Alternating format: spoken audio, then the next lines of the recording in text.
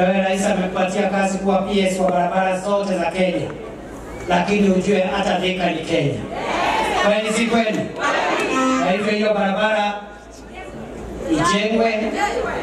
Najua tumelipa ile pending bill ilikuwa pale na contractor ako njiani kumobilize kurudi kama bado hajafika, na kama amefika tayari nataka nikuamrishe PS, na hiyo amri ni ya wananchi sio yangu. Namna gani? Ama namna gani?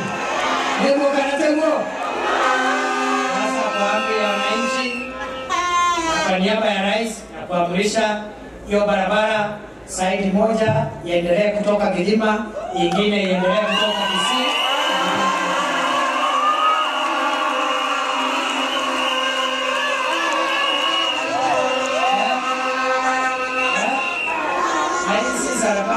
Mchezo kwa maana imesema itafanywa hapa nje ya mjini ndio ndio president kwa na habari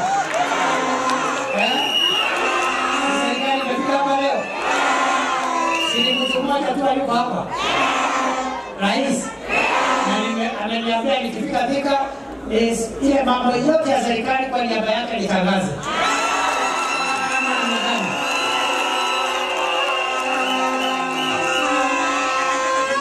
Ukiniangalia hivi naweza shindwa na kujenga ile barabara na kuunganisha pale hiyo Githima na kuunganisha na Kisii vile tutashindwa. Naweza shindwa kweli?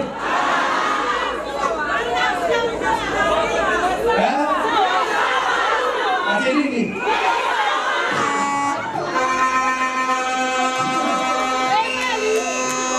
Unajua wale watu wanaongea kwa madharau huko barabarani, hawana track record yote, mtu hajafanya kazi yote.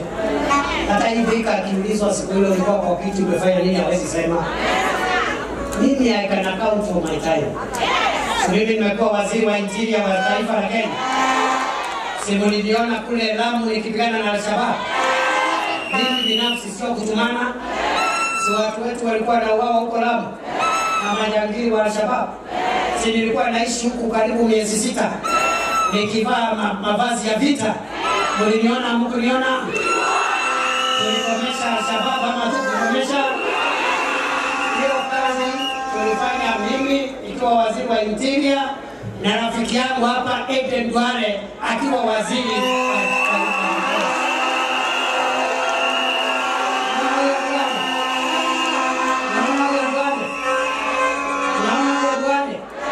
mimi na Duale ile Al-Shabaab ya Lamu ndio tulikabiliana nao mpaka wakati kwenda. Kama Mungu niona Lamu nyinyi, mliniona Mpeketoni, mliniona Poromoko, mliniona Mungu niona mpaka Pangani, mpaka kule Kiunga. And I was there in person. Sio mambo ya kuongea hapa ukiwa Nairobi na kutoa instructions. Mimi nilikuwa hapo live. Hata kuna watu wengine wanasema walikuwa interior minister, mimi sikuwaona Mpeketoni. Na hiyo ya sababu pia ilikuwa inaumiza watu siku ile. Kweli si kweli? Na ile bandits ya pale North Rift, si tulikabiliana na hiyo bandits kwa sawa. Kweli si kweli? Mliona Elgeyo Marakwet, mliona Baringo na Samburu na Laikipia. Kuna amani, hakuna amani. Si watu wetu wale wako huko wanaishi kwa amani? Si wale watu wa ile bonde la ufa wanaishi kwa amani? Tena mimi nikiwa waziri wa interior, ndugu yangu Duale akiwa waziri wa defense, sisi ndio tulinyorosha hiyo dunia.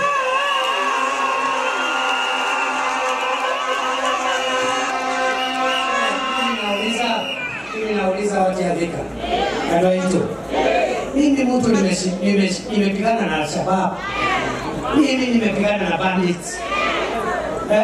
Nilikuwa natembea huko North Eastern, Lamu huko North Rift, unapita hapa bomu inalipuka hapo nyuma yako. Unanisikia?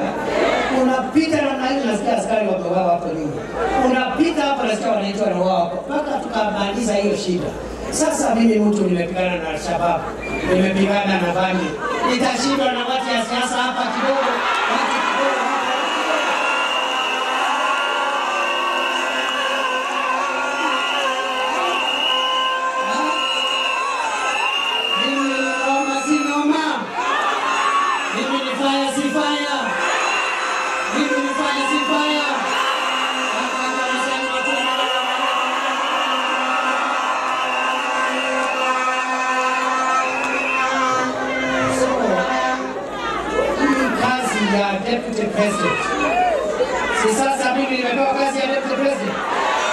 Sasa nimepewa kazi ya deputy president.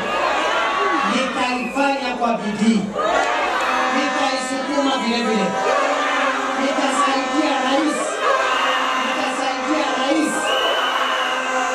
Ili maendeleo ya Thika, maendeleo ya Kiambu, maendeleo ya Kenya ipatikane. Nasema Thika.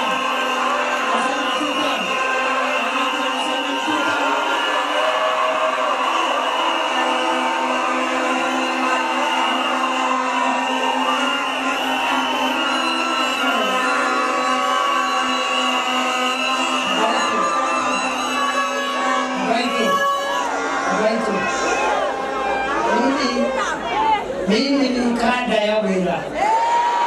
Mimi ni jamba ya wila. Mimi kazi nimepewa ya kusaidia rais kusukuma maendeleo ya Kenya, maendeleo ya Thika, maendeleo ya Kiambu, maendeleo ya kaunti zote za Kenya. Hiyo kazi nitaifanya kwa bidii kila siku.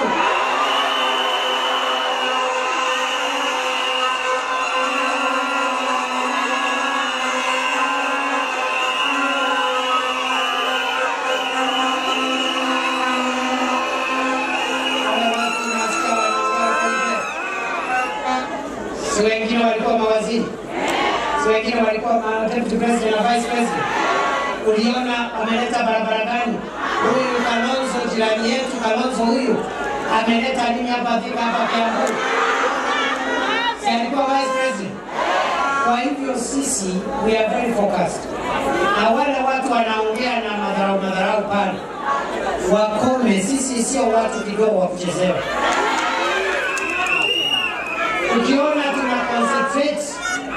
tuna concentrate na mambo ya maendeleo, hatutaki siasa. Sio kwa sababu tunaogopa siasa. Ngoja siku ya kampeni ifike, watajua hawajui. Tutawakamatia chini.